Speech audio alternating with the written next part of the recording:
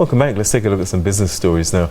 Veteran journalist and lawyer Martin Welz insists that the Reserve Bank's suspected bailout of Absa's predecessor, Bankorp, was illegal.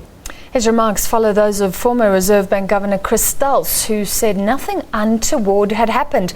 The Reserve Bank's assistance to Bankorp resurfaced last week following a leaked provisional report by the public protector.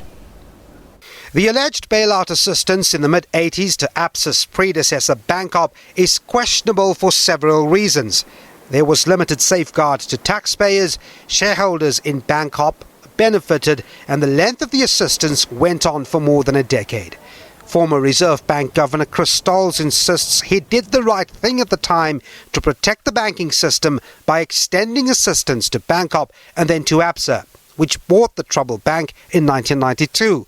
Veteran journalist and lawyer Martin Welz, who covered the story for more than 2 decades, says the assistance was illegal. The Reserve Bank's actions were illegal, and that for several years afterwards, while the CX thing was hovering, Absa in fact made provision in its annual accounts for covering that claim over a 3-year period. So it would appear to be that the bank management said, well, if we are confronted with it, we'll pay, and we'll do it over a 3-year period. It's only when they realize that the government for some reason has lost interest that they remove that item from their annual reports.